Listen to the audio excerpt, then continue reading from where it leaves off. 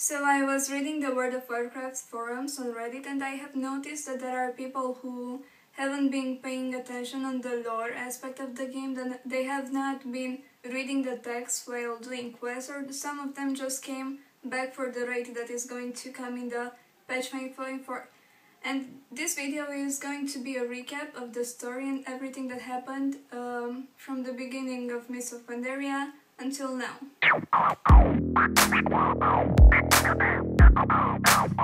So, as you remember, when we hit level 90, we are sent to Pandaria to look for the missing prince Anduin Rin.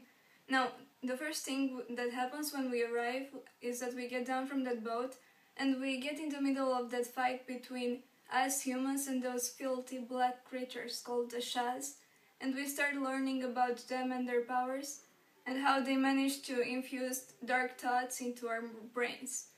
Now, while doing quests, we ally with the Pandarian factions, such as the Klaxi, who mostly only befriend us because they don't like the Mantid, and you know, the enemy's enemy is the friend.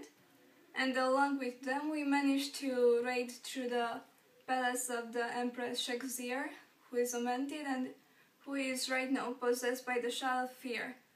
After that, we managed to cleanse the Terrace of Endless Spring and kill her. Yeah, this is pretty much everything that happens in patch 5.0. Now in patch 5.1, we get the battle among the Alliance and the Horde to the Krasarang Wilds, after Garrosh finds out about all the powers that Pandaria has and all the resources that he can steal from there. And mostly he learns about the Shah and his powers, and he wants to use it for his own good, to conquer Kalimdor and all Azeroth.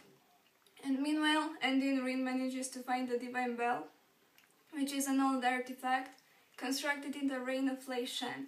And it mostly has the power to harness the Shah, which means that they can control the Shah of anger and hatred. And after Anduin gets that artifact, he wants to take it to Darnassus to be well reserved, but under Garrosh's orders, the Sun Rivers take it from him, which annoy Jaina very much. And after that, she basically kills all the Blood Elves in Dalaran, and the ones who surrender are right now being held as prisoners in the Violet Hold. And this is pretty much all the major events from patch 5.1. Now in patch 5.2, the Zandalari trolls managed to resurrect Lei Shan, the Thunder King, and unveil the Isle of Giants and the Isle of Thunder to the world. There, Jaina and Lord Temarteron take their fight, but Tara and Zu tells them to save it for later, because right now they have to save the world from the wrath of Lei Shan. In the end, we manage to kill him and take his heart to Rathion, the last Black Dragon. This is pretty much all the major events from patch 5.2. Now, in patch 5.3, the Darkspear trolls and basically all the factions that are not Korkrons start releasing rebellions against Garrosh, and pretty much all the world hates him because he's trying to use the Shah for his own good and for his own power. And meanwhile, he has been sending goblins to dig around in Pandaria looking for the Heart of Isharsh, and he manages to find it. And as we may see in that scenario, we can notice how all the digging worked. And then this is pretty much all the important stuff that happened in 5.3, and now we arrive to the patch 5.4, where he goes to the Shrine of 7 Stars and he throws that heart in these pools and basically unleashes hell in Pandaria.